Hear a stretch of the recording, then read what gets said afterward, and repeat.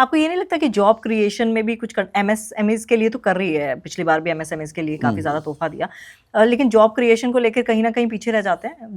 Job भी तो एक मैम मैं ऐसा डिफेंस नहीं कर रहा हूँ, मुझे लग रहा है, लेकिन आप गवर्नमेंट defense ना मैं कोई डिफेंस नहीं कर रहा हूँ, मेरा कोई पॉलिटिकल व्यू नहीं होता। हाँ ठीक है। मैं चीजों को लेफ्ट राइट दोनों देखता हूँ। देखिए, अगर निंदा करनी हो तो कोई भी चीज की अच्छी चीज की भी निंदा करी जा सकती है, वो वायरल भी हो जाती है। हाँ, वो वायरल हो जाती है, ठीक है, आपकी रील को मिलियंस ऑफ व्यूज मिल जाते हैं, but sorry for that ma'am. जब तक हमारा देश जॉब सीकर से जॉब क्रिएटर नहीं बनेगा, you can not accommodate 140 crore people. आप मुझे एक लॉजिक बताइए कि आज इतने साल ऑफ इंडिपेंडेंस के बाद सेंट्रल गवर्नमेंट के पास कितने एम्प्लॉइज हैं? 50 लाख।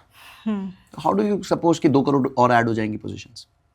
लॉजिकल बात नहीं है ना। आप कहो कि भारत देश को आज आजाद हुए 79 ईयर्स हो चुके हैं, और उसके बावजूद आज 50 लाख एम्प्लॉइज हैं सेंटर में, which includes all PSUs and central governments and every. 50 lakh कितने साल में?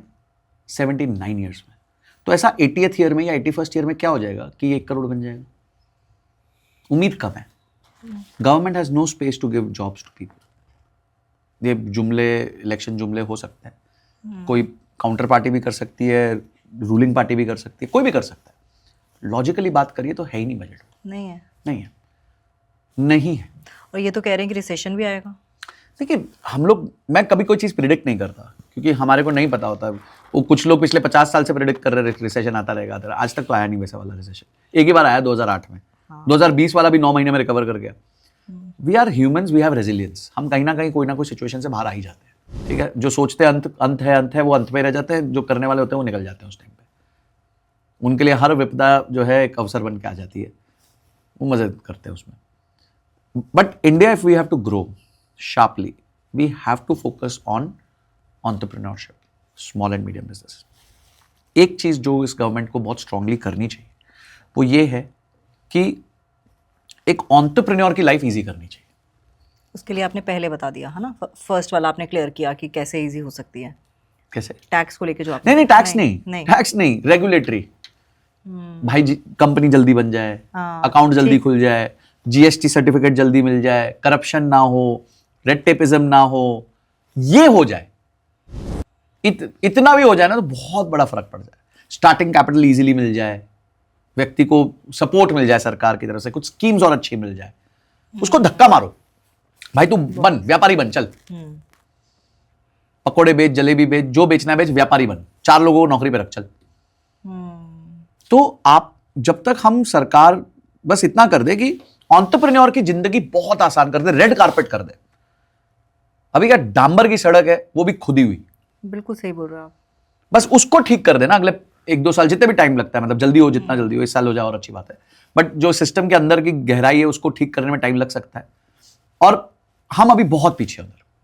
सैडली हम वहां बहुत पीछे हैं। वर्ल्ड बैंक भी बोलता है हम बहुत पीछे, 70-80 रैंक पे ईज ऑफ डूइंग बिजनेस में। आप सिंगापुर में यहाँ बैठे बैठे 2 दिन में कंपनी खुला सकते हो, 2 दिन में। सिंगापुर में यहाँ बैठे हो, सिंगापुर जाने की भी जरूरत नहीं है आपको। हाँ, इतना इजी है वहां पे काम। बहुत सही बोला आपने, क्योंकि स्टार्टअप्स ना, अब मेरे को लगता है कि अब जो हमारी जनरेशन को स्टार्टअप करने में कोई कुरेज नहीं है। हाँ। वो वही सैंडविच का रेडी लगा देंगे या रीले बना देंगे उस पे, जनता ले आएंगे, कोई शर्म नहीं है। अच्छी बात ये है, लेकिन ये जो रेगुलेटरी वाली चीजें है ना, वाकई वो इतना माथा पच्ची कर देती है ना कि कहीं ना कहीं इंसान बोलता है कि मैं आपको सही बात हूँ, हमने भी सोचा था कि कोई ड्राई फ्रूट का बिजनेस करते हैं, ठीक है। उसके बाद भाई ये फॉर्म वो फॉर्म, यहाँ से वो फूड सर्टिफिकेशन, और उसमें सर पैसा भी बहुत है। बहुत आप क्या स्टार्टअप खोलोगे, आप तो पहले ही कंगाल हो जाओगे। तो ये सब चीजें मुझे भी लगता है कि ये थोड़ा सा कम करनी चाहिए। अगर ये सरकार हमारे को ये वाला सपोर्ट दे देना। देखिए, आज मैं 35 लोगों को एम्प्लॉय करता हूँ, 35 people are on my payroll today. 35 छोटे लेवल पे, मैं 3,500 लोगों को नहीं, बट 35 भी एक ठीक ठाक नंबर होता है। ठीक है, कुछ इंटर्न्स हैं, कुछ फुल टाइम हैं, कुछ सीनियर एम्प्लॉयज हैं, सबको दे रहे हैं। हमारा बहुत मन है, मैं 35 को 3500 भी लेके जाना चाहता हूँ, मुझे भी अच्छा लगेगा, पर मेरी लाइफ आसान होनी चाहिए। मेरा रेड कारपेट वेलकम होना चाहिए जी। मैं कंट्रीब्यूटर हूं उस देश का, मैं कंट्रीब्यूट कर रहा हूं, मैं अपनी तरफ से जो टैक्स बनता है मैं चुपचाप दे रहा हूं, टाइमली बेसिस पे दे रहा हूं, ऑनेस्टली दे रहा हूं, तो मेरे लिए रेड कारपेट वेलकम होना चाहिए। बस इतना मेरे को रिस्पेक्ट चाहिए कंट्री से। वो अगर मिल जाए और मुझे वो क्या गलत आंखों से ना देखा जाए कि मैं चोर हूं या उचक्का हूं, या बिकॉज अभी एक बंदे ने बहुत अच्छा लिखा था, उसने बोला कि यार मैंने 5 करोड़ का साल में टैक्स दिया है, GST और इनकम टैक्स जोड़ के, और जब मेरे को नोटिस आया तो मेरे को ऐसे देखा जा रहा है मैं उचक्का हूँ, आप भेजो नोटिस, कोई प्रॉब्लम नहीं है, आप सवाल पूछो, कोई प्रॉब्लम नहीं है, पर चक्के की तरह ना ट्रीट करो हमारे को। बिल्कुल सही कहा आपने। अभी मैं एक मैरिज में गया था, तो वहाँ के इनकम टैक्स कमिश्नर आए हुए थे उस मैरिज में, तो मिले मुझे, बात हुई, तो मैंने बोला सर मेरी एक ही गुजारिश है आप लोगों से, आप पूरा शहनात करो, क्वेश्चंस पूछो, आपका पूरा अधिकार है, आप लोग सरकार के प्रति तरफ से हो, बस हमारी इधर थोड़ी इज्जत कर लो हम भी कुछ ठीक ठाक ही कर रहे हैं, मतलब दे रहे हैं, ठीक है ना, मतलब एक एम्प्लॉयमेंट दे रहे हैं लोगों को, सरकार को टैक्स दे रहे हैं, TDS दे रहे हैं, GST जनरेट कर रहे हैं। आई थिंक दैट बिट अगर हम ठीक कर लेना हमारे एंटरप्रेन्योर, यहाँ तो लोग कितना अच्छा काम कर सकते हैं, सारा टैलेंट यहाँ भर भर के बैठा है। और अब जो US में इवेंट्स हो रहे हैं, जिस तरीके से लोगों को वहाँ पे, अब H1B वाले जब वापस आए बेचारे जा ही नहीं पा रहे हैं। तो अगर ऐसे लोगों को पता चल जाए कि इंडिया में काम करना आसान है, धंधा बनाना आसान है, तो जस्ट इमेजिन, इतना बड़ा टैलेंट पूल आपका तो वापस आ चुका है वहां से, जो अच्छा टैलेंट था। क्या मैजिक हो सकता है हमारे देश में, हमारे देश के लोग वहां पूरी US की टॉप कंपनीज को रूल कर रहे हैं। आप उनको बुलाओ वापस, बोलो तुम आ जाओ भाई, नो क्वेश्चंस आस्क्ड, काम करो। तो ये होगा ना, तो कंट्री बहुत प्रोग्रेस करेगी। अमेरिका क्यों प्रोग्रेस करता है? It's a country of equal opportunities. वो कैपिटलिस्ट कंट्री है, but it provides you equal opportunities. एक कोई व्यक्ति जो बिलियनर है और कोई व्यक्ति जो $10 लेके गया, दोनों के लिए अपॉर्चुनिटीज इक्वल है, वो कंट्री प्रोग्रेस कर रही है। UAE में क्या है? UAE ऑटोक्रेटिक कंट्री है, पर इक्वल अपॉर्चुनिटी कंट्री है। आप वहां पे 10 दिरहम लेके जाओगे तो भी आप धंधा बना सकते हो, कोई प्रॉब्लम नहीं। यहाँ जुगाड़बाजी भी तो बहुत है। बस वही आपको वो कवर करना, आपको इक्वल अपॉर्चुनिटी, आपको इक्वल नहीं होना है, इक्वल अपॉर्चुनिटी देना है कि मेरे लिए सब समान हो भाई भारतवासी। आप मेहनत अब कितनी कर सकते हो आप बताओ, आपके अड़चन नहीं आएगी लाइफ में। आपकी इस बात से मुझे अभी रिसेंट वाला इंसिडेंट याद आ रहा है, हो सकता है पता नहीं इससे रेलेवेंट है कि नहीं। अभी जो 28 साल के लड़के की जो डेथ हुई है, वेरी पेनफुल। अब इसको आप क्या कहेंगे सर? Very painful. हम इंफ्रास्ट्रक्चर के भी कुछ देर पहले बात कर रहे थे। Very painful, very painful. ये बहुत पेनफुल है जो हुआ है।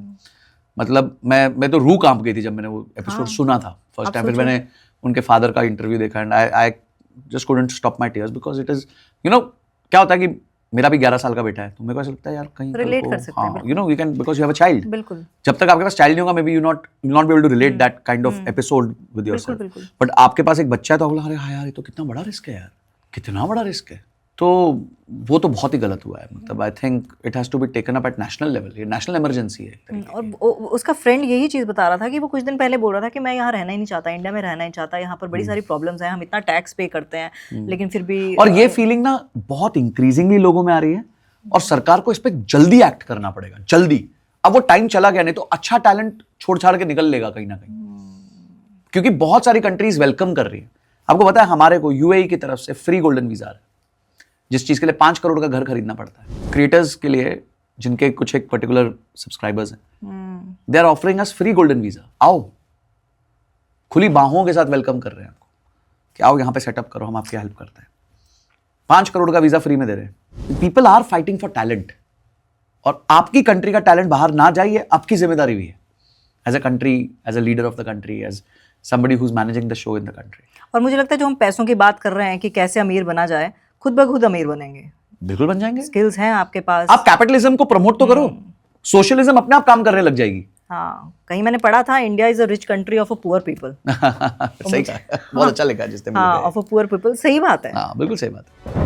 Tamanna Talkies, where you can follow trend every weekend. So please share, follow and subscribe.